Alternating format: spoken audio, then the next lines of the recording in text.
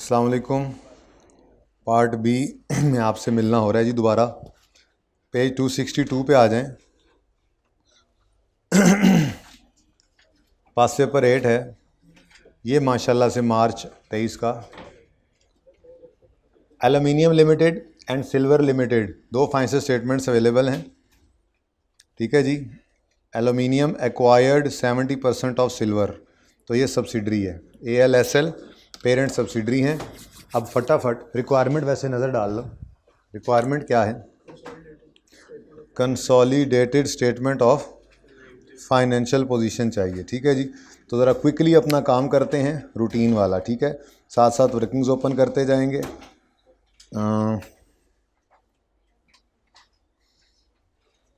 चलें, ठीक होगा इंशाल्लाह।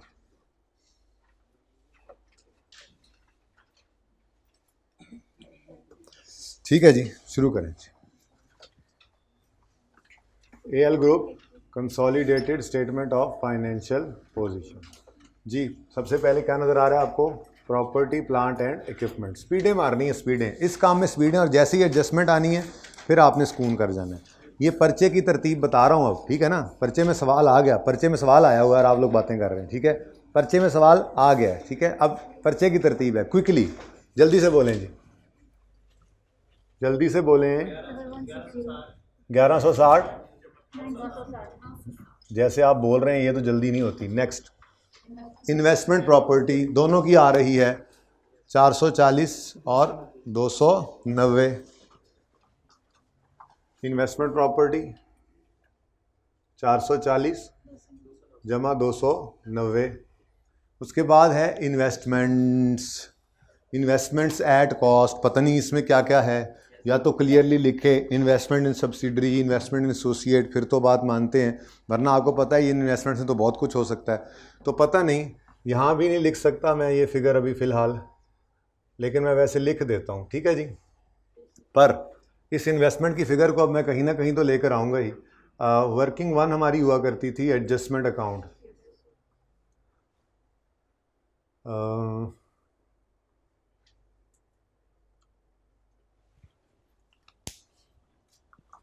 अली भी नहीं आया अभी तक।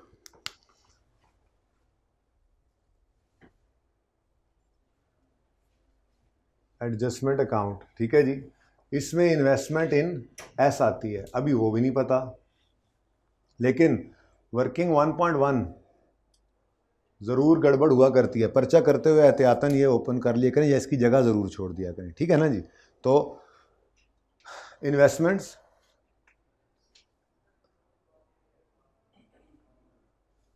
एज पर क्वेश्चन, ये मैं यहाँ लिख देता हूँ, एज पर क्वेश्चन कितनी है जी?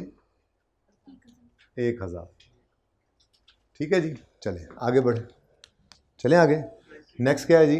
अच्छा, इन्वेस्टमेंट्स के बाद अब इस तरफ और तो कोई चीज़ है नहीं, तो बस थोड़ी सी जगह छोड़ दो, कोई गुडविल वगैरह ना आ जाए आपके घर पे सवाल में। और इन्वेंट्रीज लिखें जी, कितनी? 365 और 190। उसके बाद अदर करंट एसेट्स 295 प्लस 270। ठीक है जी।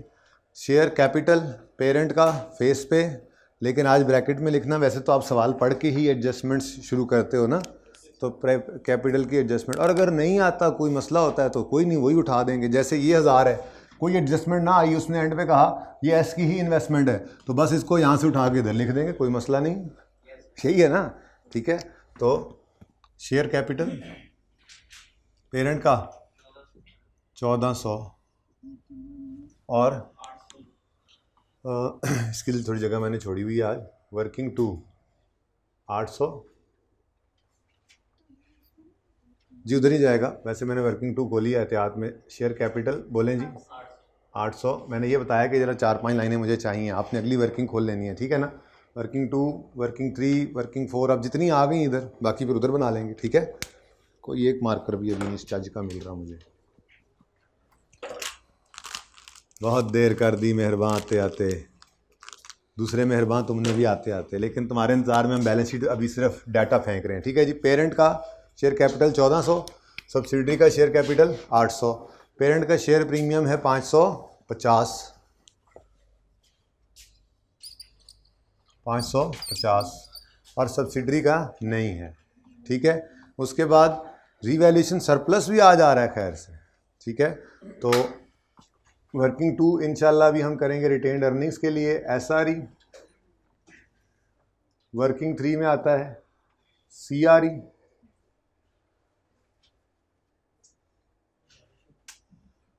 वर्किंग, अच्छा अब उसके बाद आपको चूँकि रीवैल्यूएशन सरप्लस नज़र आ गया है तो आपको वो वर्किंग्स भी ओपन करनी पड़ेंगी। SRE CRE हो गया, S revaluation surplus, C revaluation surplus, ये दोनों भी साथ ही कर लेते हैं, ठीक है। बल्कि मैं यूं करता हूं जैसे करते होते थे। वर्किंग 2.1 S रीवैल्यूएशन सरप्लस,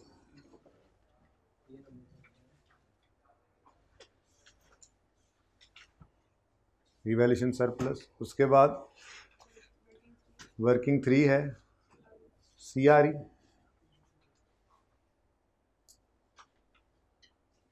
और फिर वर्किंग 4 है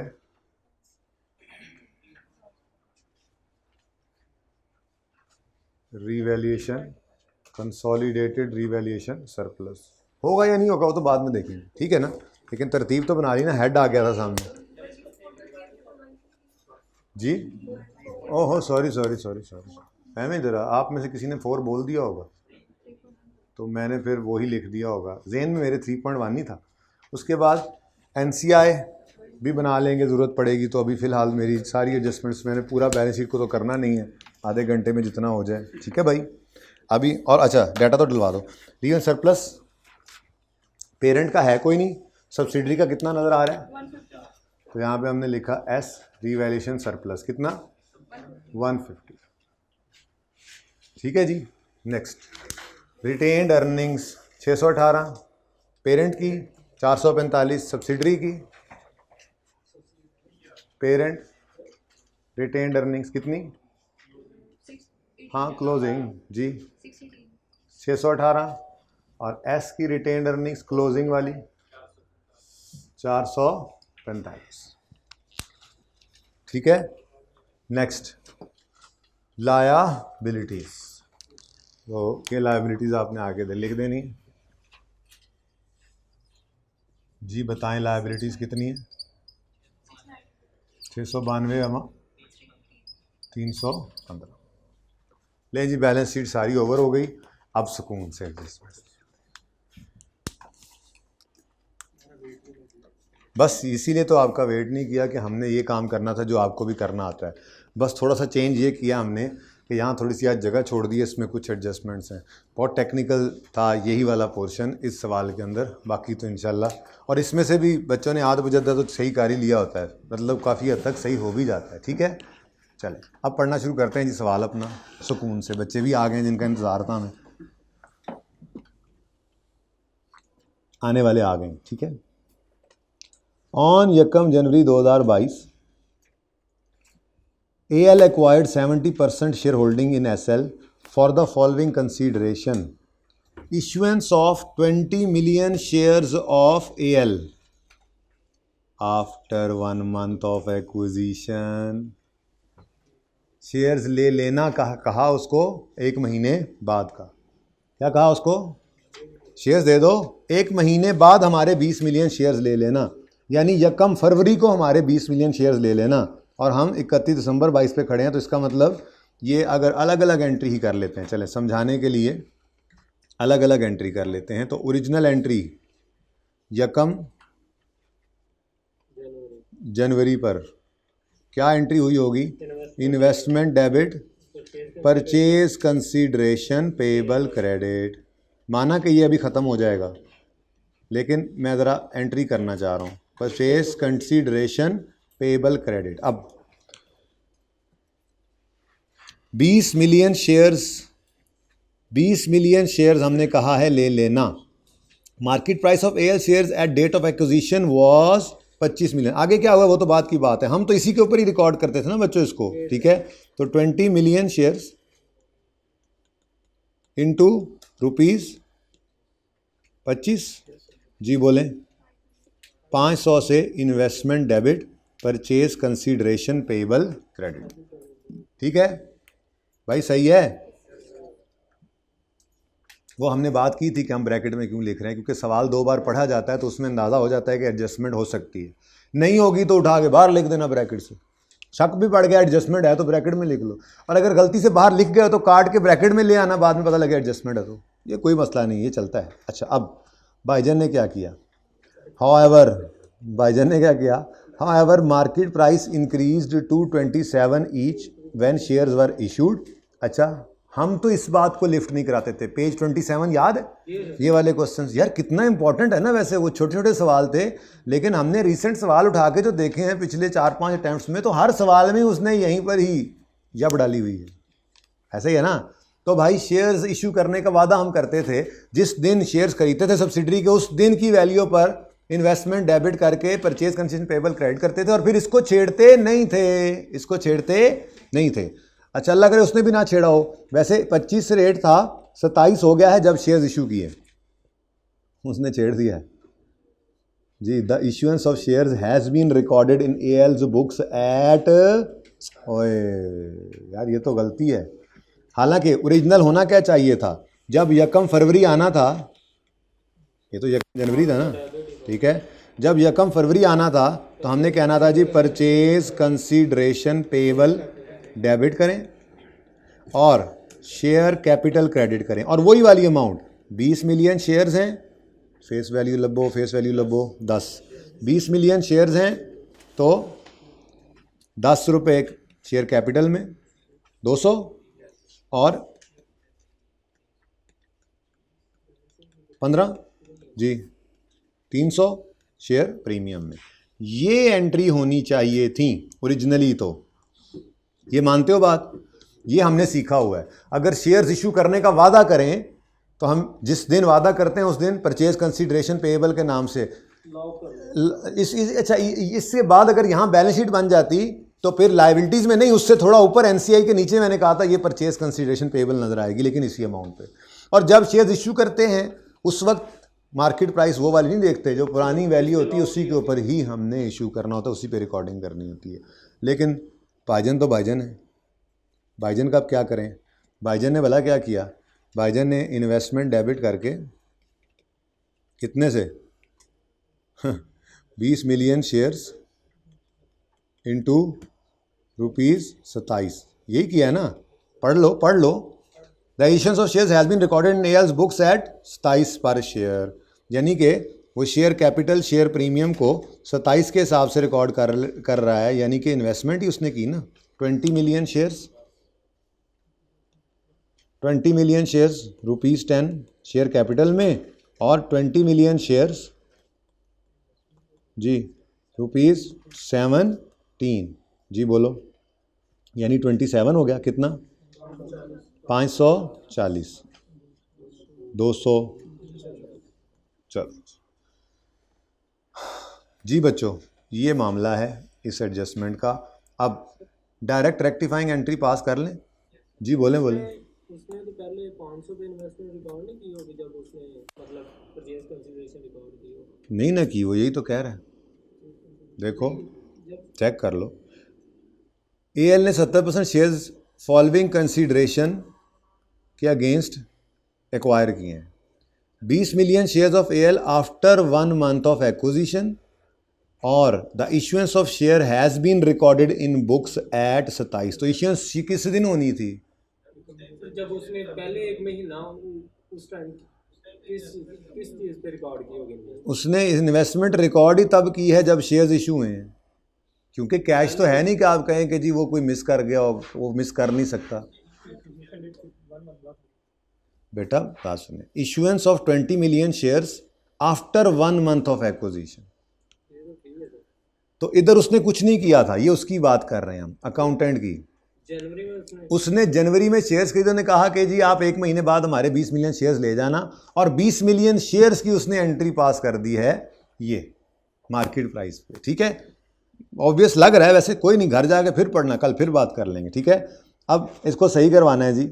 तो इधर देखो, इसको तो ऐसे ही मैंने कहा था कि लिख लो, ज़रा समझाने के लिए था, असल में तो कहानी असल अब यूँ लिखता तो मसला नहीं होना चाहिए था कि इन्वेस्टमेंट एंट्री होनी चाहिए थी, investment debit share capital credit share premium credit इससे, पर गलती से उसने कर दिया investment debit share capital share premium इससे।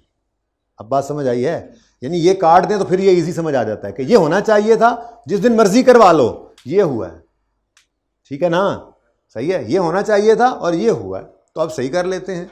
इन्वेस्टमेंट को 500 से डेबिट करना था, कर कितने से डेबिट दिया बोलो?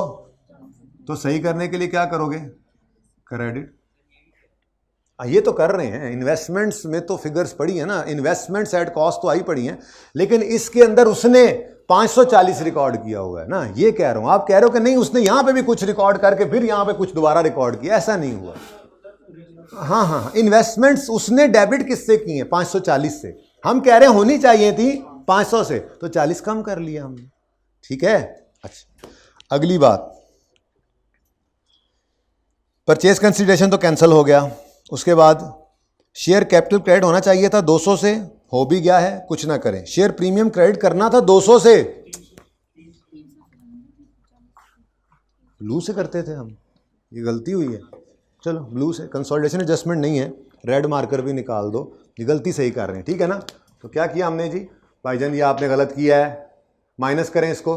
अच्छा जी, और यहां पे भी आपने 340 पे शेयर प्रीमियम रिकॉर्ड किया है, जबकि ये होना चाहिए था 300 पे, 40 से ज़्यादा हुआ है तो कुछ माइनस कर दें। बाकी देख लें, सारा हो गया। अपने समझने के लिए यहां लिख लें, रेड मार्कर कहाँ गया? अपने समझने के लिए यहां लिख लें, ये क्या है जी? एडजस्टमेंट नंबर 1 चल रही है। ठीक है ना? सही है? देखें, इसी एडजस्टमेंट के लिए तो ये सवाल करवा रहा हूँ, वरना क्या करना था इस सवाल को। नेक्स्ट एक और भी बात है, वो भी पेंडिंग है अभी, जो एक टेबल बनाया था, सब्सिडरी कॉस्ट पे है, वो है फेयर वैल्यू रिवैल्यूएशन पे है, तो ये करो वो करो, याद है? उस टेबल में से एक केस रहता था, वो भी आज इस सवाल में है। अच्छा, तो ये 2 चीज़ों की वजह से सवाल आया हुआ है आज। चलें जी नेक्स्ट पढ़ें। नेक्स्ट में क्या किया पायन ने? अच्छा, और कहता है जी, कह रहा है जी एसएल के शेयर्स हमने खरीदे हैं अगेंस्ट फॉलोइंग कंसीडरेशन। अच्छा, कैसे इंटरेस्टिंग दोबारा हो गया ना, कंसल्टेशन शुरू हुई है एकदम से, हैं ताज़ा दम हो गए हैं सारा कुछ। IAS 1037 में तो मार मार के पढ़ाना पड़ा था जी। अगेंस्ट फॉलोइंग कंसीडरेशंस, क्या? Cash payment of 304 after 3 years. आगे ना पढ़ें, आगे ना पढ़ें, पहले अपना काम करें, पहले अपना काम करें। 1 जनवरी को एंट्री होगी investment debit deferred consideration payable, यही करते थे ना। अब आप कहते थे जी कितने पे करने हैं, कितने 304 पे करने हैं, लेकिन 2 साल बाद करने हैं। 3 साल बाद कर लो, कोई कहीं से रेट ढूंढो। 15%। ये मे बी यूज्ड, ये ना कहना मैंने नहीं यूज़ करना, आप तो मे कह रहे थे। 15% discount rate may be used wherever required, तो 1.15 रेज़ टू पावर -3 जी बोलें 200 पूरा, वाह। उसके बाद अगला काम आप क्या करते थे, क्योंकि 3 साल बाद जाना है, तो आप कहते थे जी 31 दिसंबर पे आके जिस मर्जी तरीके से, सिंपल तरीके से बढ़ा लें। ठीक है, इंटरेस्ट एक्सपेंस डेबिट, और ये पेएबल, इसको पेएबल ही ना लिख दूं, ज़रा अच्छा नहीं लग रहा, मतलब आप परेशान ना हो थोड़ा। पेएबल क्रेडिट, ठीक है, यूज टू हैं तो कोई बात नहीं, फिर लिख लीजिएगा। पेएबल क्रेडिट करना है। अब ये कितने से करना है? सिंपल, 200 को 15% लगाओ जी।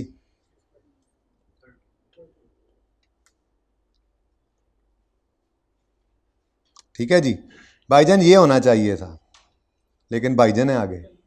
भाईजान ये तो होना चाहिए था, लेकिन आगे भी भाईजान है। भाईजान ने क्या किया है?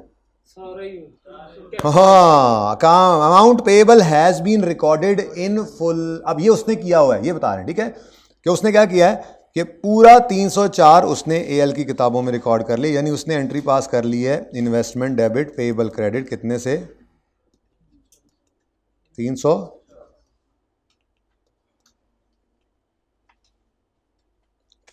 ठीक हो गया जी, डन। चलो, अब इन्वेस्टमेंट को डेबिट करना था 200 से, कर दिया 104 से, सही कर देते हैं, कोई मसला नहीं। इन्वेस्टमेंट को क्रेडिट करो, गलती है भाईजान ये भी आपकी, 300 104 से क्रेडिट हो गया, ये भी एडजस्टमेंट 1 ही चल रही है। एंट्री पूरी करनी, डबल एंट्री करनी है ना।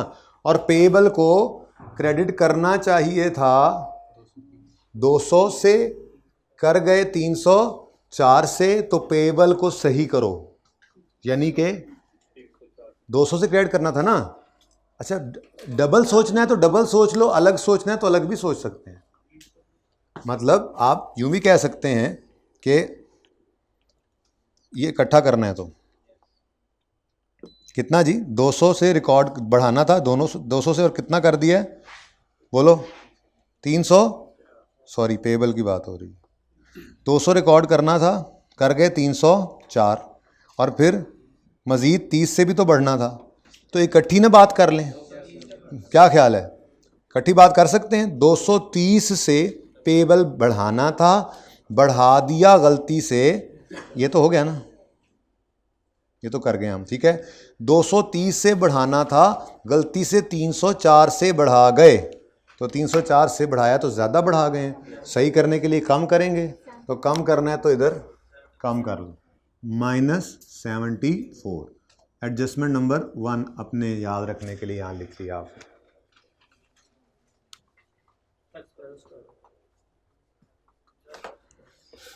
ठीक है जी, इन्वेस्टमेंट भी गया, इन्वेस्टमेंट भी गया, पेएबल भी गया, और बच क्या गया, ओ उसने एक्सपेंस रिकॉर्ड ही नहीं किया, ओहो, तो कोई बात नहीं, हम कर देंगे, लेकिन प्रॉफिट एंड लॉस नहीं हमारे पास के फाइनेंस कॉस्ट में जाएं हम। ये मैंने कहा था आपको, ये पेज 27 वाली सारी एडजस्टमेंट्स ये सीआरई को हिट करती हैं, ये पेरेंट का खाता है सारा, ठीक है ना। तो उसने इंटरेस्ट रिकॉर्ड नहीं किया, तो सीआरई डेबिट कितने से, ओ यहाँ सीआरई होता था ना, सॉरी यहाँ सीआरई होता था, देखो मेरा कसूर कोई नहीं है, माजरत, सीआरई ये पड़ा है 30, क्या है जी, इंटरेस्ट एक्सपेंस लिख लो, एडजस्टमेंट 1 भी लिख लो अपने समझने के, ठीक है। ले जी काट देते हैं जी, क्या फ़ायदा जी, वैसे फ़र्क तो कोई नहीं पड़ता, सारों को ही छोड़ दें तो। ये क्या, मुझे लगता है ब्लैक के ऊपर ब्लू फिरे ना तो ऐसा ही हो जाता है, ब्लैक सा ब्लू, ठीक है। अच्छा ये तो हो गया था ना जी, ये भी सारा हो गया था, डन, ये भी डन, तो सब कुछ ही हो गया जी। चलो माशाल्लाह, मुबारक हो भाई, मुबारक हो। मेन एडजस्टमेंट तो यही थी जो हमने कर ली। उसके बाद अब अगली बात करते हैं, ये करके फिर बेशक आप चले जाना, अगला पार्ट आप फिर बेशक अलग ले लेना, लेकिन सवाल यही चल रहा होगा अभी, अगले 10 मिनट और चलना है। ये बताओ जी कितना बच गया, कितना बच गया, 850। अभी 856 इधर ले जाऊं, क्यों, सवाल ने तो ऐसा कुछ नहीं कहा हुआ कि इन्वेस्टमेंट ये है, और हमने निकाल भी ली है, ओरिजिनल के अंदर जाएं, कुछ और है ही नहीं, सवाल तो सारा, एडजस्टमेंट तो सारी ख़त्म हो गई, मैंने ये सारा कुछ मिटाया, रेक्टिफिकेशन तो मैंने कर ली, लेकिन इधर देखें आप, गौर फरमाएं, तो इन्वेस्टमेंट ओरिजिनल कह रही है 500 से डेबिट होनी चाहिए, और इन्वेस्टमेंट ओरिजिनल एंट्री कह रही है 200 से डेबिट होनी चाहिए, यानी इन्वेस्टमेंट टोटल 500 से 700 से डेबिट होनी चाहिए। अब वो अगर 856 अभी उधर पड़ा है तो कुछ और एडजस्ट इन्वेस्टमेंट्स भी तो हो सकती हैं ना, ठीक है। तो टेकन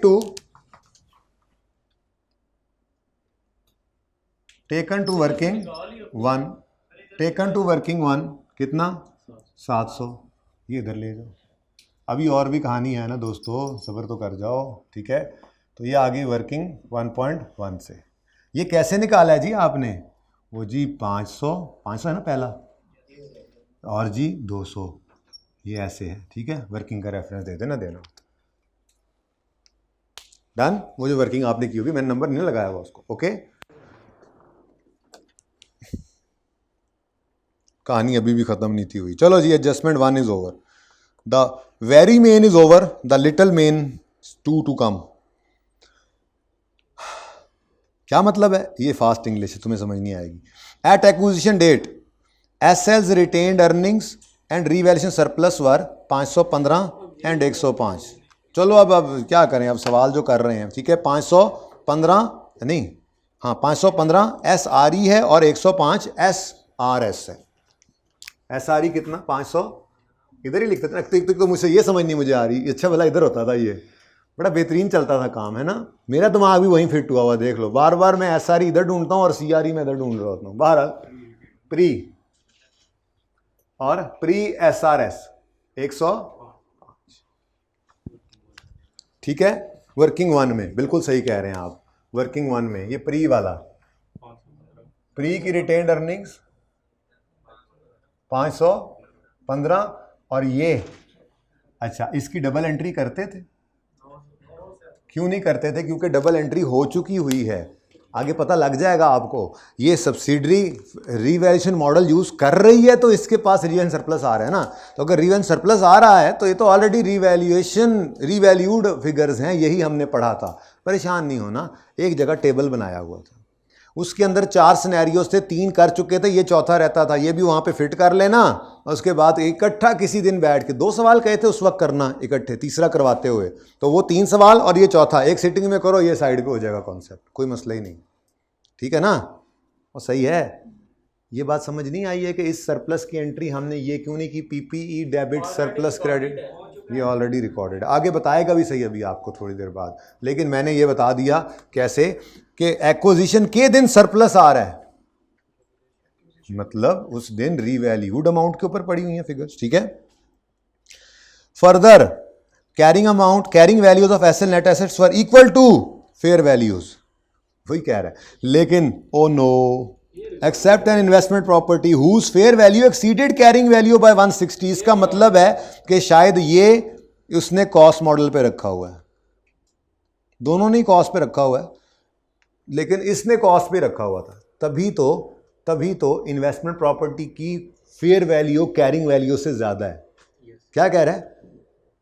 इसकी रीवैल्यूएशन सरप्लस इतना है और इसके सारे एसेट्स की फेयर वैल्यू इसकी कैरिंग वैल्यू के बराबर है, होनी थी रीवैल्यूएशन मॉडल पे जो चल रहा है, फेयर वैल्यूज पे ही पड़ा सब कुछ, लेकिन इन्वेस्टमेंट प्रॉपर्टी के बारे में कह रहा है कि उसकी, ये तो हमारी मशहूर ज़माना एडजस्टमेंट है, डबल एंट्री होगी, बोलो क्या होगी? अब ब्लू इन्वेस्टमेंट प्रॉपर्टी डेबिट कितने से 160 से और 160 से, यहां पे रीवैल्यूएशन सरप्लस लिखना है लिख लो, फेयर वैल्यू गेन लिखना है लिख लो, जो दिल करे लिख लो, ठीक है। ये इन्वेस्टमेंट प्रॉपर्टी, ठीक है। अब आगे देखते हैं, बताएगा वो, वैसे चुप भी हो तो लग भी यही रहा था कॉस्ट मॉडल है। आगे वो कहता है the property had a remaining life of 8 year, both AL and SL subsequently measure investment property using, यानी उसने सारी बातें बताई हैं लेकिन हम उसके बताए बगैर भी यही सोच रहे थे, तो अच्छी बात है, ऐसे सोचना चाहिए ना, ठीक है। अब इसका मतलब अगर ये कॉस्ट मॉडल पे हैं तो फिर डेप्रिसिएशन भी करनी पड़ेगी, ठीक है। अब बड़े हो गए हैं आप, डेप्रिसिएशन लिखें यहाँ पे, डेप्रिसिएशन, और यहाँ पे लिखें 160 डिवाइडेड बाय 8, पूरा साल है, कितना बनता है? SRE डेबिट इन्वेस्टमेंट प्रॉपर्टी, पर्चे के अंदर ऐसे करना बस, ठीक है। वो एंट्रियों का ज़माना गुजर गया, तो वर्किंग है ना, ये वर्किंग है, ये कोई ज़रूरत नहीं, पर्चे के अंदर ही ये वर्किंग भी पड़ी हुई है, नो इशू, कहीं पे प्रेजेंट नहीं ढूंढेगा वो, जब उसने देखना है SRE तो वहाँ पे नज़र आ जाना उसको। जैसे ही उसको इन्वेस्टमेंट प्रॉपर्टी का आपका ये वाला -20 मिलेगा, उसको पता है कि इसने एस रिटेन्ड अर्निंग्स के अंदर हिट किया, वो जाके SRE में हिट किया, वो जाके देखेगा, उसको वहाँ पे वर्किंग नज़र आ जाएगी, उसे भी पता है SRE debit investment property credit, सिर्फ आपको ही पता है दुनिया में, तो जो चेक करने वाला है उसको तो पता है ना कि ये सबसे पहले चेकर देखता ही क्या है, ये इस 2 की 20 की एंट्री क्या होनी चाहिए, वो हुई पड़ी होती है, तो ठीक है। अब वो एंट्री तो देखेगा ही, तो मिल जाता है, किसी एक तरफ कर दो, ठीक है। Okay, now the heavy part comes, सारा आगे होंगे, चले जाओ, हैवी पार्ट कम्स, ये वैसे सुनना है तो सुन जाओ वैसे जाते जाते, लेकिन ये हैवी पार्ट है थोड़ा सा, और क्या है, AL follows cost model whereas SL follows revaluation model for subsequent measurement. बाप कौन सा यूज कर रहा है बस ये देख लो बेशक, ठीक है, लेकिन बैग पैक करो ताकि इसके बाद भाग जाओ। वालिद साहब क्या यूज कर रहे हैं? कॉस्ट मॉडल, और बेटा रिवैल्यूएशन। अब क्या करेंगे, किस चलेगी किसकी? अब ये वाला केस रहता था, ठीक है, कि फादर यूज कर रहा है, पेरेंट यूज कर रहा है कॉस्ट मॉडल, और सब्सिडरी रिवैल्यूएशन पे तो हमने कहा था भाई कॉस्ट मॉडल ही चलना है, सब्सिडरी को आना पड़ेगा इस पे। इसका मतलब अगर सब्सीक्वेंट देखो, ईयर एक्विजिशन डेट वाली रिवैल्यूएशन तो अगर उसने रिकॉर्ड की थी तो हम भी यही चाहते थे, वो ऑलरेडी रिकॉर्डेड थी, हमने उसकी डबल एंट्री नहीं की, उसको यूज करके इक्विटी को ताकत दी ताकि सही गुडविल निकल सके, वो ठीक था। लेकिन सब्सीक्वेंटली अगर पेरेंट कॉस्ट मॉडल पे है तो सब्सिडरी को भी कॉस्ट मॉडल पे ही होना चाहिए था, लेकिन सब्सिडरी क्या यूज कर रही है? रिवैल्यूएशन। अब वो कहता है if SL had adopted cost model, SL would not have recorded surplus of 45 on 31 December 2022। इसका मतलब ये हुआ कि ये 45 रुपीज का सरप्लस उसने ईयर एंड पे रिकॉर्ड कर लिया है। हम क्या कहेंगे अब? चलो बेटा रिवर्स करो इसको। क्या करो? रिवर्स करो, रिवर्स करो। अब देखना जरा, बड़ी अहम बात है, बड़ी अहम बात है। रिवर्स करो, रिवर्स करो। सरप्लस कहां पड़ा है? अच्छा देखो बचा कितना पड़ा है? 45। हाँ, यानी अगर यहां कुछ बच जाए तो आपको पता है ना वो कहां जाएगा? वो यहां से निकलकर यहां जाएगा, ग्रुप में, और यहां से निकल के एनसीआई में भी चला जाएगा। तो ग्रुप रिवैल्यूएशन सरप्लस आ जाएगा, जबकि ग्रुप की तो पॉलिसी ही नहीं है रिवैल्यूएशन सरप्लस वाली। तो ऐसा काम अभी होगा कि इसका वजूद ही खत्म हो जाएगा, यहां पे कुछ बैलेंस बचेगा ही नहीं। ठीक है, तो यहां से हमने कहा 45 तुम्हारा सरप्लस। देखो ना ये क्लोजिंग है, ये क्या है?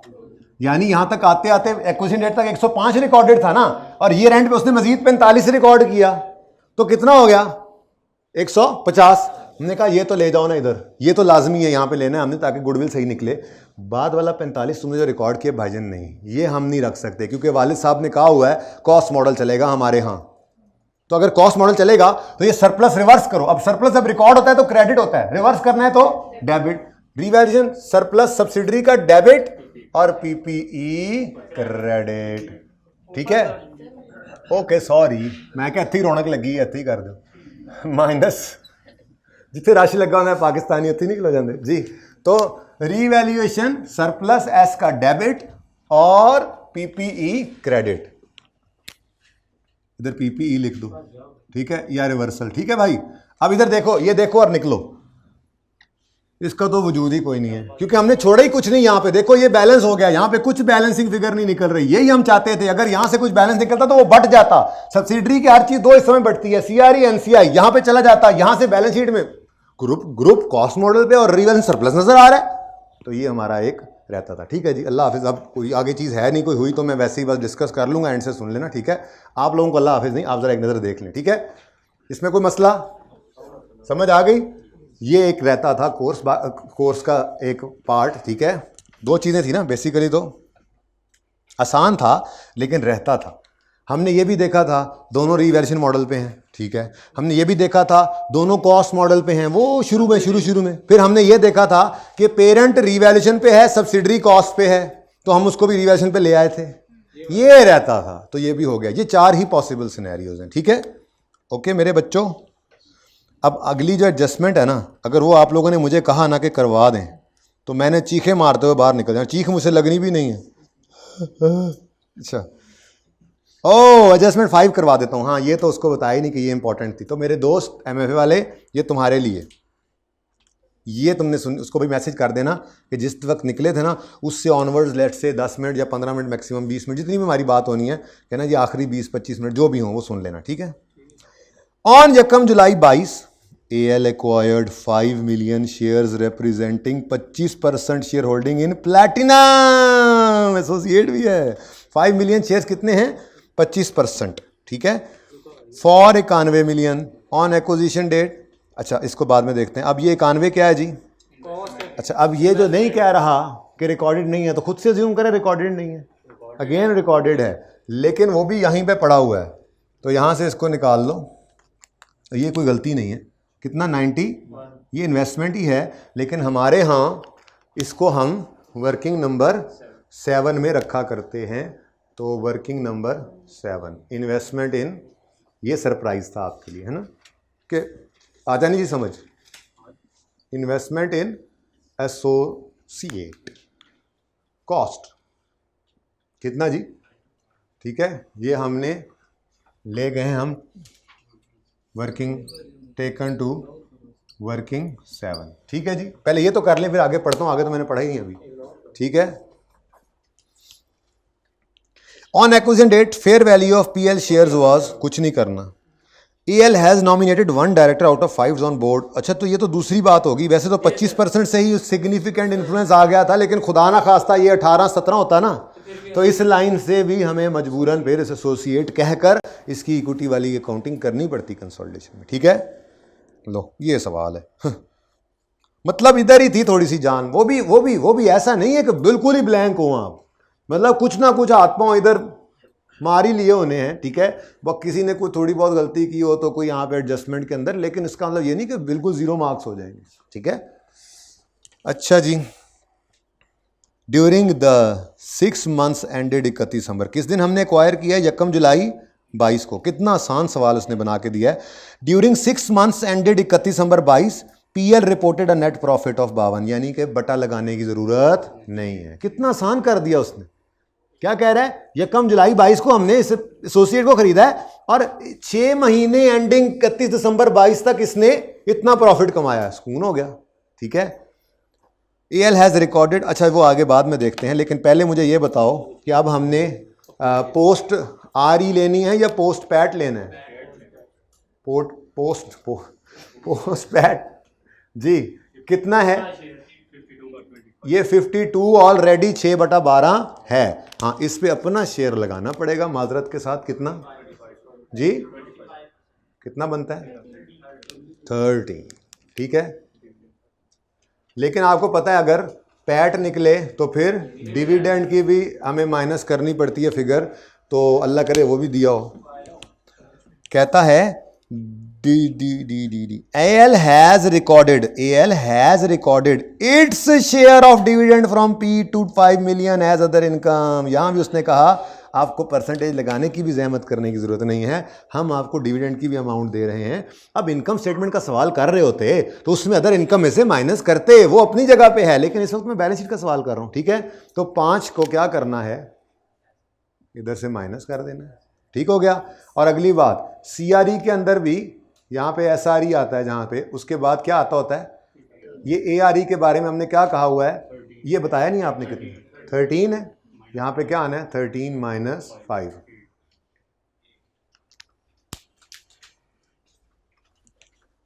ठीक है बच्चों। उसके बाद 8 है, आप फेयर, हाँ ये पढ़ लो, 7 हो जाएगी। देखो मैंने ये कुछ भी है ना बिल्कुल भी इनको लिफ्ट नहीं कराई, मैं ये चाह रहा हूँ कि अब ये शर्म आनी चाहिए आपको ये पूछते हुए, ठीक है ना। तो ये आप कर लेंगे इंशाल्लाह, क्या ख्याल है? ये तो हर सवाल में ही आई होती थी और अभी भी देखो आई हुई है, मतलब पास कराने वाली एडजस्टमेंट्स जो हर सवाल में होती हैं, ठीक है। अच्छा, अ fair value loss of 22 million needs to be recorded in respect of AL's remaining investments। अच्छा, ये 22 का जो लॉस है ये इसकी सेपरेट फाइनेंशियल स्टेटमेंट्स की गलती है। AL की बाकी इन्वेस्टमेंट्स में एक फेयर वैल्यू लॉस रिकॉर्ड नहीं हुआ, मतलब वो FVT OCI FVT PL वाली होंगी ना, तो उसमें उसने लॉस रिकॉर्ड नहीं किया होगा, तो हम रिकॉर्ड कर लेते हैं, ठीक है। तो ये भी गलती है इसकी सेपरेट की। इन्वेस्टमेंट में से 22 को करो क्रेडिट और लॉस को करवाओ इससे रिकॉर्ड। क्या एंट्री हो गई? लॉस डेबिट इन्वेस्टमेंट क्रेडिट, ये करते थे ना, समझ आई? ये पढ़ोगे तो समझ, इससे पहले तक समझ आ रही थी आपको? ये देखो, ये पढ़ो, a fair value loss of 22 million needs to be recorded in P's remaining investment. L कौन है? पी है, पेरेंट की बाकी जो इन्वेस्टमेंट्स हैं उन पे एक फेयर वैल्यू लॉस आया है 22 का इन्वेस्टमेंट्स पे, तो उसकी एंट्री क्या होती है? फेयर वैल्यू लॉस है, उसने ओसीआई के बात नहीं किया, तो सिंपल सी बात है, वो मतलब पेरेंट वाला ही, वो प्रॉफिट एंड लॉस वाला ही है, तो उसकी एंट्री होती थी पीएनएल डेबिट इन्वेस्टमेंट क्रेडिट। वो कह रहा है नीड्स टू बी रिकॉर्डेड, मतलब वो रिकॉर्ड नहीं हुआ, तो कर लेते हैं। एंट्री होगी loss debit investment credit. Loss debit करने के लिए प्रॉफिट एंड लॉस था नहीं, हमने कहा भाई किसकी इन्वेस्टमेंट्स हैं? पेरेंट की, तो फिर सीआरई डेबिट इन्वेस्टमेंट क्रेडिट, ठीक है। ये क्या किया जी हमने, एडजस्टमेंट नंबर 8, मतलब फेयर वैल्यू लॉस, ये रिकॉर्ड हो गया। ठीक है, यहाँ पे भी आप लिख दें बेशक फेयर वैल्यू लॉस एडजस्टमेंट 8। ठीक है बेटा, समझ आई अब, क्लियर है सबको? हाँ बस यार, अब और क्या करें हम, बस अब और ये करें कि इस 43 को उठाकर, बाकी कितना बच गया, 43 बच गया ना, 43 बचता है, 43। ये अब क्या है, ये आपकी इन्वेस्टमेंट्स है। वर्किंग 1.1 शो कर दिया ना, वर्किंग में उसको हमने प्लस माइनस जो भी होना था। ठीक है,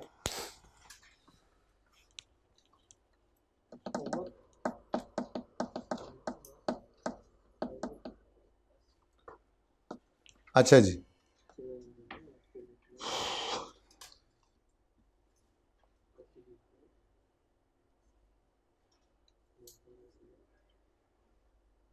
अच्छा एक और मसला है थोड़ा सा, नहीं कोई मसला नहीं है, ठीक है ठीक है, जान दो जान दो। वो इन्वेस्टमेंट, मुझे लगा शायद ये इन्वेस्टमेंट इसकी भी पड़ी है, नहीं थी, शुक्र है, एकदम से कारवां इन्वेंट्री लिखा होता ना मुझे, वो INV तक तो सेम ही होता है, E भी साथ है, ओह इधर तो इन्वेस्टमेंट पड़ी है, वो मैंने, मुझे लगा शायद वो मैंने टोटल करना था उधर, नहीं नहीं ठीक है, डन जी, इसको अब आप कर लीजिएगा। ठीक है, ओके जी, चलो आप ओपन करें, शाहीन लिमिटेड ओपन कर लें, हवा का सिपाही हूँ शाहीन हूँ, वो वाला शाहीन ओपन कर लें। 10 मिनट में जितना हो गया, एक एडजस्टमेंट होगी तो एक काफ़ी, दो होगी तो दो काफ़ी, अप्रोच तो समझ आ जाएगी ना सवाल करने की। कितने बच्चों ने ट्राई किया था, ये हो भी गया था यार, आप लोग या तो बहुत बड़े फ्रॉडी हो गए, ठीक है ना, या फिर आपको वाकई समझ आने लग गई है। ओह फाइनल अकाउंट है, मैं भी कहाँ ढूंढ रहा हूँ, मैं अंडर एस्टिमेट नहीं कर रहा, मैं हकीकत पसंद आदमी हूँ, मैं एल्यूजन्स में नहीं रहता, पेपर दे के आते हैं, पता होता है दिल में क्या होना है, 1.5 महीना कहते हैं, नहीं नहीं पास है इंशाल्लाह, पास है। जैसे ही रिजल्ट आता है, मैं भी ढूंढता हूँ भाई पेज नंबर, जैसे रिजल्ट आता है आई कैप तो पास करता ही नहीं, मुझे समझ नहीं आ रही मैं कैसे फेल हो गया, हालांकि दिल ने पता होता है मैं कैसे फेल हुआ था, ये बस घर वालों के डर से, दोस्त अहबाब के डर से, आसपास वालों के डर से, पता नहीं कैसे फेल हुआ हूँ, ये हो ही नहीं सकता। मैं भी फेल हुआ CA के कैरियर में, एक बार नहीं कई बार हुआ, हर बार पता होता था कि, और जिस बार तैयारी अच्छी होती थी पता होता था इस बार नहीं होने वाले फेल, अल्लाह ने चाहा तो, अल्लाह का फजल तो बहरहाल चाहिए होता है। एक लेवल है तैयारी का, आप तैयारी करते करते करते करते करते जब उस लेवल को टच कर जाते हैं ना, अब पर्चे से आप इनडिफरेंट हो जाते हैं, पर्चा आसान आए मुश्किल आए जैसा मर्जी आए, वो तो सारे पाकिस्तान के लिए एक जैसा होना है, आप पास कर जाते हैं जब आपकी तैयारी एक लेवल पे पहुंच जाती है। ठीक है, वो लेवल मुझे लगता है कि आप लोगों ने अचीव कर लिया है, तभी तो आप लोगों से ये सवाल हो जाते हैं। भाई को पेज बता दो यार, 664 शाहीन,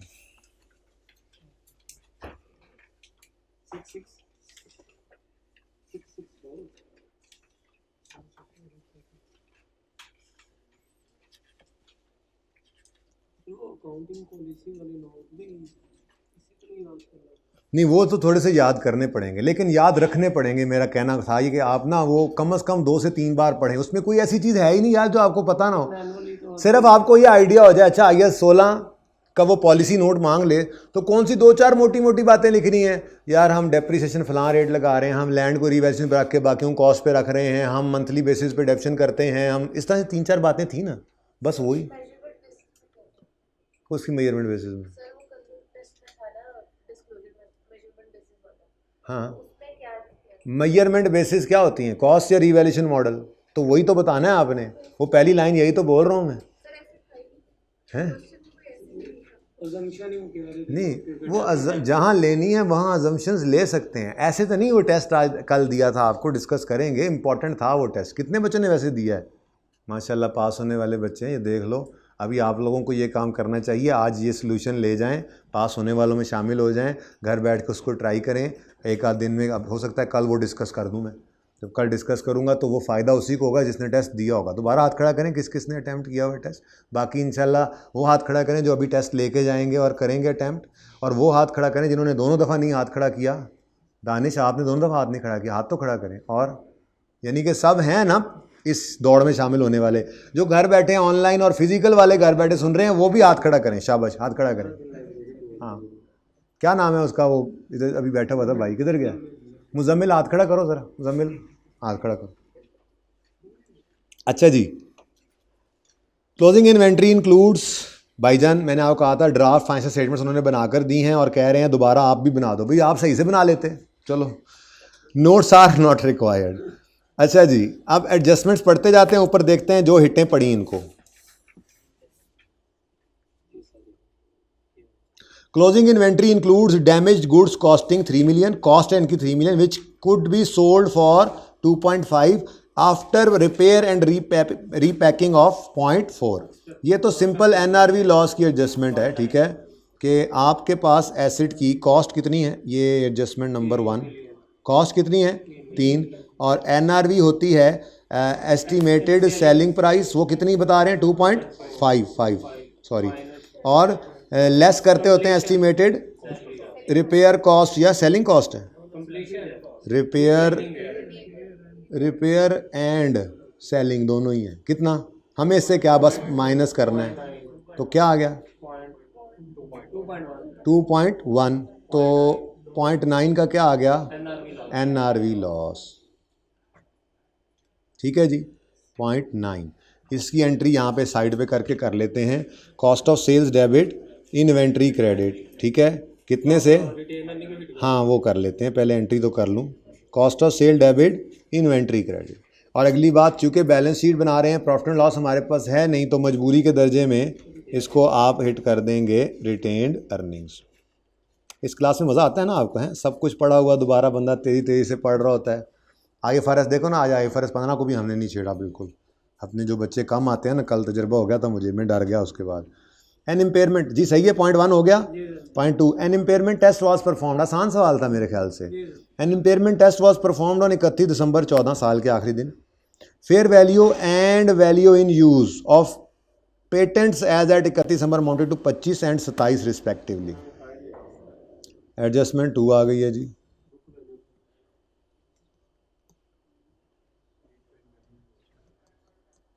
जी कैरिंग अमाउंट कितनी है 28। रिकवरेबल अमाउंट होती है higher of fair value less cost to sell, तो वो तो हमें गिवन है फेयर वैल्यू ही, कितना 25 है ना,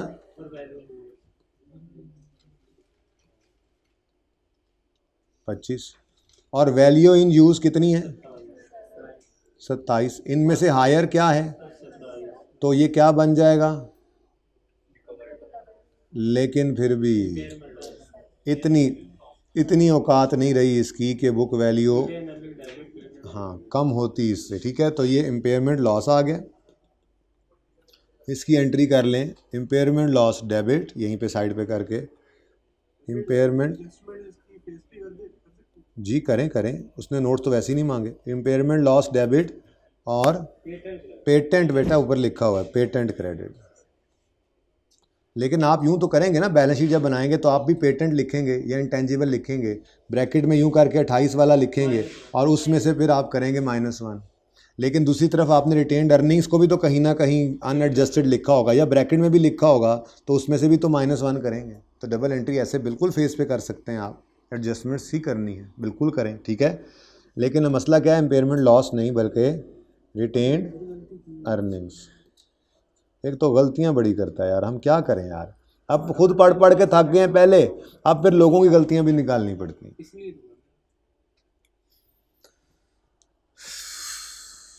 यार है कोई बात, टैक्स लायबिलिटी को उसने क्या कर दिया है,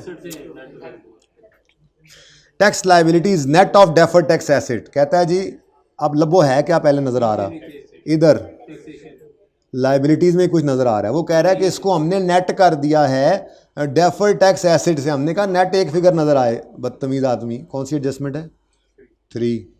तो इसमें अब जो सवाल में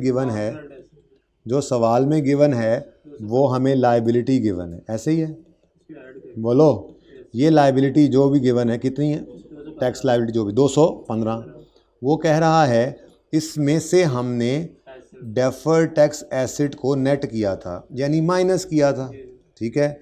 अब मुझे डेफर्ड टैक्स एसेट मिल जाए तो मैं आप कौन सी लायबिलिटी है जी, कौन सी लायबिलिटी है, टैक्स लायबिलिटी, तो मैं टैक्स की लायबिलिटी निकाल लूँ दोबारा। अब मेरे पास दोनों चीज़ें नहीं हैं, पढ़ता हूँ ना आगे, मुझे क्या पता। आगे कहता है tax liability is net of deferred tax amounting to, अच्छा 12 मिलियन डेफर्ड टैक्स है, तो फिर डेफर्ड टैक्स 12, तो बैलेंसिंग क्या आ गया 200।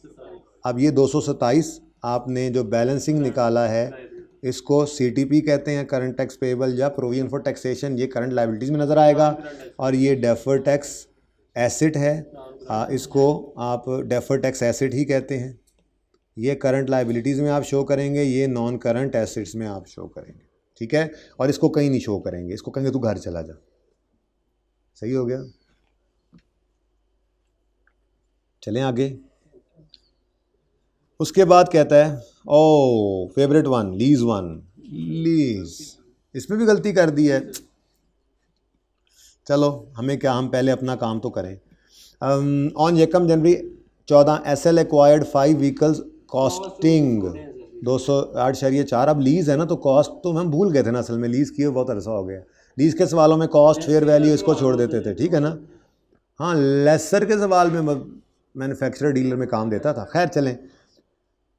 As per lease agreement 4 installments of 2.5 million are payable in advance on यकम जनवरी ईच साल। Market rate is 14 while preparing draft, the installment paid was इतना। अब मार्केट रेट कितना कह रहा है, अब और तो कोई रेट है नहीं, फिर बस चुप करके यही यूज़ कर लेना। अच्छा, वाइल प्रिपेयरिंग को छोड़ें, वो तो उसने किया है ना, उसकी तो बात हम बाद में देखेंगे। फ़िलहाल हम देखें कि हमें करना क्या चाहिए था, ठीक है। तो नंबर 4 एडजस्टमेंट है, 4 ही है ना, बोलो। Date, installment, principal, interest, balance, ठीक है जी। अब लीज पेमेंट प्रेजेंट वैल्यू, वो प्रेजेंट वैल्यू भी तो निकालनी पड़ेगी ना जी। प्रेजेंट वैल्यू अब यहाँ पे करके निकाल लेते हैं। एक मिनट, इसकी जगह ज़रा अलग कर लें ताकि ये मिक्स अप ना हो ऊपर वाली एडजस्टमेंट से। जी बच्चों, present value of lease payment direct ही निकालते हैं। एडवांस है तो एक तो आ गया, 2.5 तो आ गया, और 2.5 के बाकी किराए 1 एनविटी लगाएं, 1 माइनस, मुझे भी भूल गया वो annuity, 1.14 raise to power -3 divided by 0.14। जी बोलें। 8.3 पर आपने ये रिकॉर्ड कर लेना है, ठीक है जी। PV भी आ गई हमारे पास। चले वो तो देखते हैं। 8.3 ऐसा ही है, तो बैलेंस आ गया 8.3। ये है यकम, बताओ, यकम जनवरी, हमारा साल भी यकम जनवरी। यार कितनी नेमत है ना, देखो इतना आसान। यकम जनवरी 2000, ईयर एंड बता दो प्लीज़, खुद देख लें सर, खुद देखें। 2014, यकम जनवरी 2014। उसके बाद यकम जनवरी 2014 पर ही पहली किस्त आ गई, कितनी, 2.5, जिसमें कितना प्रिंसिपल है और कितना इंटरेस्ट है। चलो ये तो मैं भी बता सकता था, कितना बच गया 5.8। लेकिन चूँकि आप, हाँ चूँकि आप बैलेंस शीट बना रहे हैं, इंटरेस्ट भी चाहिए, इंटरेस्ट भी चाहिए, वो अगले साल के पहले दिन। और दूसरा करंट नॉन करंट की बाइफर्केशन भी आपको चाहिए होती है, वो आप बैलेंस शीट बना रहे हैं, आप तो सही वाली बना रहे हैं ना, तो एक और आपको करना ही पड़ेगा। यकम जनवरी 15 पर इंस्टॉलमेंट कितनी है, 2.5। अच्छा 5.8 पे लगाओ 14%, 0.8, तो इधर क्या आ गया 1.7, तो बैलेंस क्या आ गया 4.1, ठीक है जी। अच्छा अब ओरिजिनल होना क्या चाहिए था, ओरिजिनल, अच्छा राइट ऑफ यूज डेबिट और लीज लायबिलिटी क्रेडिट। अच्छा एक बात बताओ,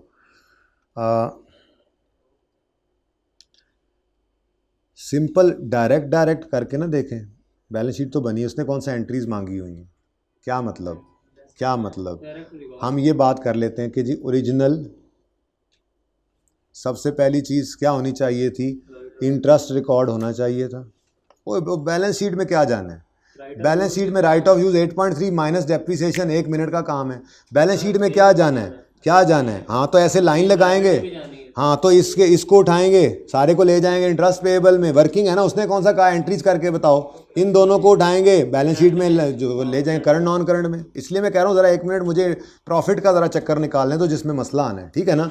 तो हम कह रहे हैं जी इंटरेस्ट को बढ़ाना चाहिए था हमें 0.8 से, पता नहीं उसने क्या किया, वो तो बात की बात है। उसके बाद डेप्रीसिएशन भी बढ़ानी चाहिए, वो बाद में देखते हैं उसने क्या किया है। अब डेप्रीसिएशन कैसे निकाली है आपने 8.3 over 4 जी? 8.3 है, 4 क्यों लिया है, 4 क्यों लिया है? उससे अगली लाइन ना उससे अगली लाइन तो पढ़ें। वो कह रहा है S L deficit is vehicles over a period of 5 years।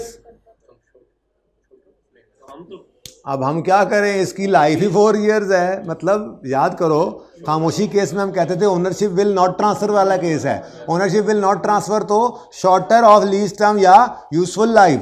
अगर यूजफुल लाइफ सारे एसेट्स की उन्होंने 5 रखी हुई है, तो इसकी 5 भी नहीं है, इसकी 4 ही है। शॉर्टर क्या है, तो 4 पे हमने डेप्रीशिएट करना है, ठीक है जी। सही फरमा रहे हैं आप लोग। डेप्रीसिएशन आपने निकाली है 8.3 डिवाइडेड बाय 4 करके 2 point something।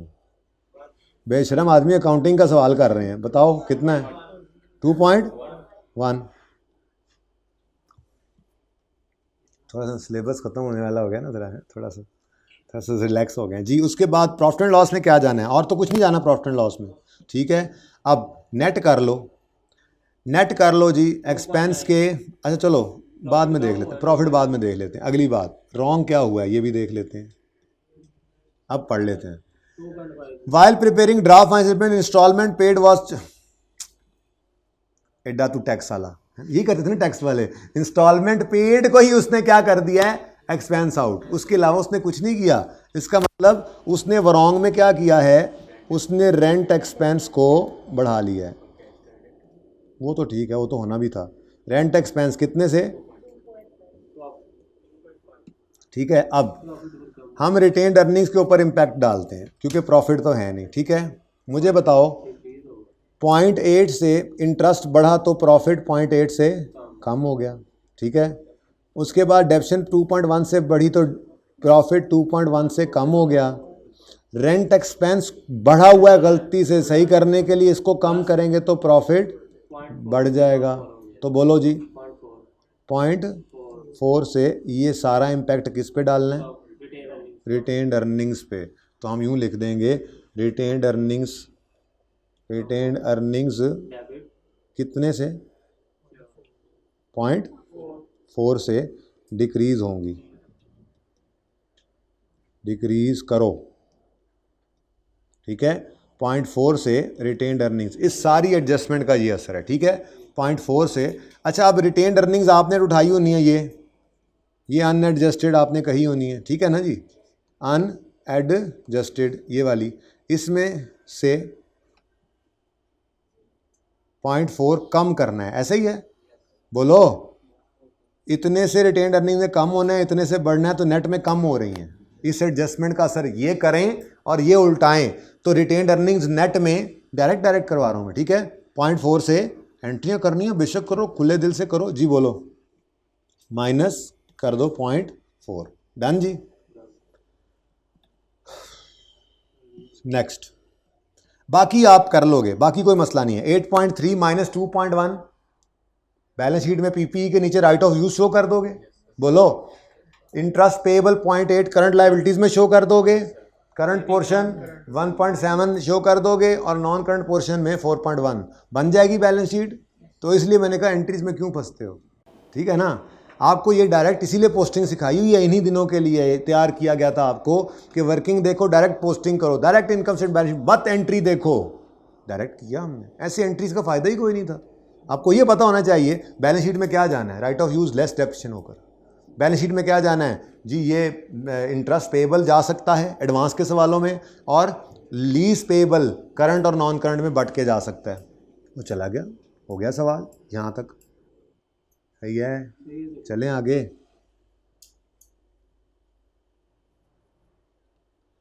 अच्छा ये दूसरे एडजस्टमेंट्स को तो आपने रिटेन्ड अर्निंग में हिट ही नहीं कराया। ये 0.9 से भी रिटेन्ड अर्निंग्स कम हुई थी, तरतीब से ही चलें फिर अगर चलना है तो। ओहो ये 0.4 जी, अनएडजस्टेड जो है इसमें से 0.9 भी कम हुआ था, इसमें से 1 भी कम हुआ था, इसमें से अभी और भी कोई एडजस्टमेंट इधर भी कोई हुई नहीं, नेट कर दी सारी। 1 और 0.9 हो गया। थर्ड में तो हमने एडजस्टमेंट की और 4 यही आई है, तो कितना आया था 0.4 से भी कम ही हुई जा रही है रिटेन अर्निंग्स हमारी, अल्लाह माफ़ करे। ठीक है, अब क्या रह गया? कुछ भी नहीं रह गया। प्रोविजन बढ़ानी अच्छा प्रोविजन बढ़ाना भी बड़ा इंटरेस्टिंग है, ये कर लो फिर छुट्टी दे देता हूँ। ठीक है, क्योंकि उसके बाद फिर कुछ बचता नहीं है ना, तो छुट्टी देनी है सर। बाकी भी तो है ना, करंट टैक्स और डेफर्ड टैक्स। ठीक है, हो सकता है कुछ फिर भी कर लें, लेकिन अभी मैं जो सोच के आया हूँ वो तो यही सोच के आया था कि कम से कम ये तो कर दूंगा, फिर हो सकता है ना बच्चों को मौका मिल जाए, जिन्होंने नहीं किया शौक़ पैदा हो जाए। यार बड़े मज़े का सवाल था, लेट्स ट्राई इट, फिर वो ट्राई करेंगे तो उसके बाद कोई मसला आता है तो पूछ भी लेंगे। ठीक है, अच्छा जी, टैक्स इज करेक्टली कैलकुलेट, शुक्र है ये लिखा उसने, एक्सेप्ट तो करेंगे हम, वरना हमें मसला हो जाता है। अच्छा जी सॉरी, वापस आएँ। Due to increasing bad debts management is of the view that provision should be, अब ये एडजस्ट करने लगे हैं, that provision for doubtful debts need to be increased. 97 पड़ा है भाईजान ये ट्रेड रिसीवेबल्स पड़े हैं 630 पर। बैलेंस शीट में याद रखना हमेशा नेट डेटर्स आते हैं, नेट डेटर्स कितने नज़र आ रहे हैं? 630। ठीक है जी, अच्छा अब वो ये कह रहा है कि हमने 3% जो है वो, अच्छा परसेंटेज के अंदर भी आप खेल सकते हैं, फ़िलहाल डायरेक्ट भी फिर चला जा सकता है। ठीक है, परसेंटेज में खेलना है, आप यूँ कह सकते हैं कि जी वो कह रहे हैं पहल यूँ था कि हमारा प्रोविज़न का रेट होता था 3%, यानी ग्रॉस डेटर्स अगर 100 हैं तो उसमें से प्रोविज़न जो है वो 3% लेस होती थी और नेट डेटर्स 97 होते थे। मैं शॉर्टकट बता रहा हूँ, आप बाकी 20 तरीके हैं इसके, ठीक है ना, शॉर्टकट बता रहा हूँ। न्यू क्या हो गया, वो कह रहे हैं जी ऐसा करें बढ़ा लें, बहुत लोग भागने लग गए हैं पैसे लेकर, तो महमूद जैसे, तो 5 पर ले जाओ, तो नेट डेटर्स कितने हो जाएं? 95 के। अब मुझे बताओ डेटर्स जो ऑलरेडी नेट ही हैं, ठीक है, ये कितने हैं वैसे, कितने हैं? मैं ये कह रहा हूँ जी ओल्ड कितने हैं? 630। इसको मैं डायरेक्ट अगर न्यू पे लेके जाना चाहूँ तो मैं कहूँगा यार ये 630 97 पे है, इसको 95 पे ले आओ, 617। ठीक है जी, तो इस तरह से ये आपने क्या किया है, ये आपने डेटर्स को कम किया। आप प्रोविज़न से चलना चाहें ज़रा लंबा तरीका है, प्रोविज़न का बढ़ना अल्टीमेटली डेटर का कम होना ही है ना, तो इसकी एंट्री क्या बनेगी? इसकी एंट्री क्या बनेगी? आपने ये जो कमी लाई है, एक्सपेंस ही बढ़ाया है ना, उस एक्सपेंस का नाम होता था बैड डेट एक्सपेंस डेबिट, और प्रोविज़न क्रेडिट होता है, लेकिन मैंने डायरेक्ट लिख दिया डेटर्स, डायरेक्ट डेटर्स पे इम्पैक्ट ले लिया। हालांकि प्रोविज़न डेटर में से नेट नहीं करते, लेकिन अब बैलेंस शीट में नेट वाली फिगर उठाई हुई है ना, तो डायरेक्ट मैंने इम्पैक्ट डाल दिया। ठीक है, कितना? 13। लेकिन अगला मसला फिर वही है, इसको कहाँ फेंकेंगे? Retained earnings. ठीक है, तो 13 से भी रिटेन्ड अर्निंग्स माइनस हो गई, और डेटर्स यहाँ से जो नज़र आ रहे होंगे आपको, इनमें से भी 13 माइनस हो जाएगा, ये भी सही हो जाएंगे। ठीक है, ओके। अच्छा, अब ये एडजस्टमेंट्स हैं जी, ये एडजस्टमेंट्स हैं। अब बाकी तो सब कुछ ओके है, लेकिन वो कहता है ये बस आखिरी एडजस्टमेंट भी कर ही लें, फिर ये क्या छोड़नी है। अब भाई ने भी निशानदेही कर दी है, कुछ बच्चों ने किया भी हुआ है। कहते हैं जी टैक्स रेट 34% है, टैक्स करेक्टली कैलकुलेट हुआ एक्सेप्ट ये वाली एडजस्टमेंट्स। अब मैंने तो कोई एडजस्टमेंट नहीं छोड़ी, number 1, number 2, number 3, number 4, number 5 तो वही 7 हो गई डिडक्शन वगैरह, और 6। ठीक है, उसने गलत वाली बताई है, बाकी सब सही भी उसने किया हुआ है, गलत वाली हमें बताई हुई थी। तो ये सारी गलतियों की मैंने यहाँ पर एडजस्टमेंट कर दी।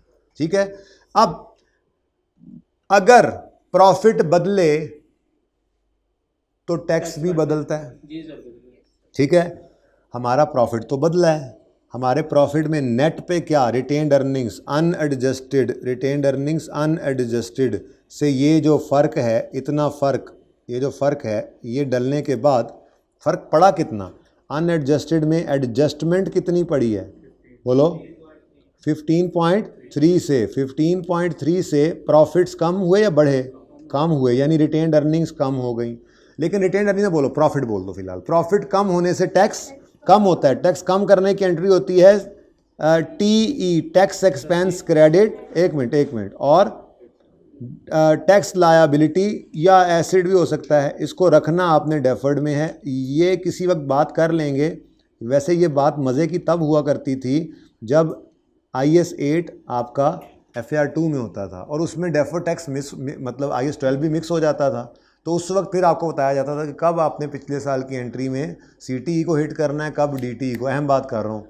लेकिन अभी फ़िलहाल आपको मैंने 2 दफ़ा ये एंट्री करवाई है और 2 दफ़ा ही क्या है, DTL DTE। जब बताया जाता था ना तब भी बच्चों को यही कहा जाता था यार समझ आए ना आए कुछ एक कर देना, दोनों ही खैर है, कोई मसला नहीं, इतना मसला नहीं हो जाता। तो आप बहरहाल याद रखिएगा, ऐसी एडजस्टमेंट जो पिछले साल को एडजस्ट कर रहे हैं उसको बस DTE को हिट कर दीजिएगा। किसको हिट कर दीजिएगा, तो DTL डेबिट, DTE क्रेडिट होना है, लेकिन प्रॉफिट 15.3 से कम हुआ है, इसके ऊपर अभी हमें टैक्स रेट लगाना पड़ेगा। 35 था, 34 था जी, कितना आता है 5.2।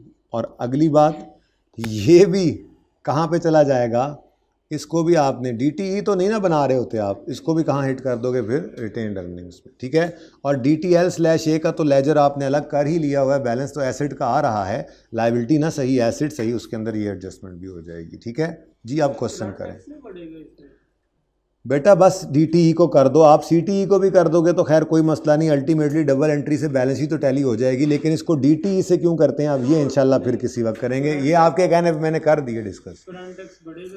बेटा बिल्कुल बढ़ेगा, लेकिन हमने इसको डेफर्ड टैक्स में ही क्यों हिट किया है इसकी बात फिर कभी करेंगे। यानी कि एक बार पहले भी इस तरह से हुआ है, हमने पीछे एक सवाल किया था ना जिसमें सेल रिटर्न सही की थी, तो उसके अंदर DTE को हिट कर, नो डाउट। लेकिन आप फिलहाल इसमें यही एंट्री कर लें, इसकी बहस अलग से किसी वक्त करेंगे, मैं छेड़ना नहीं चाह रहा। अभी सिर्फ ये याद रखो कि आपके प्रॉफिट्स की एडजस्टमेंट से आपका टैक्स हिला है ना, इस तरह के 2 सवाल किए हैं, इसमें DTE को ही करें। भाई मैंने ये अर्ज़ किया है कि मैं CTE या DTE को हिट करना है, इसकी बहस अलग से कर दूंगा। अभी मैंने आधे से पौने घंटे के लिए बुलाया था और 1.25 घंटा हो चुका है, अब मुझे जो है वो बस करने दो, ठीक है जी। तो आज के लिए इतना ही, मैंने तो वैसे बहुत कुछ सोचा था इसके अलावा भी, लेकिन चलें। अब पेंडिंग क्या रह गया है, नोटेड में से पेंडिंग रह गया है IFRS 9 के अंदर करंट नॉन करंट। रोज़ बताता हूँ आपको, अब कल इंशाल्लाह जब ये एक्स्ट्रा क्लास होगी ना, थोड़ी ही रखनी है मैंने, तो असल में तो आज कंसोलिडेशन वाला सवाल जिस बात में आके करवा दिया ना, ठीक है, तो उस वजह से तो कल भी अगर 1 घंटे के लिए हम मिल लेंगे इंशाल्लाह तो मसला हल हो जाएगा। तो ये इंशाल्लाह IFRS 9 ये देखो ना, अब ये भी तो कल परसों से चला आ रहा था, ये आज हो गया है। अब कल इंशाल्लाह IFRS 9 करंट नॉन करंट करेंगे, इसकी बात भी कर लेंगे, ठीक है जी। अल्लाह हाफिज़।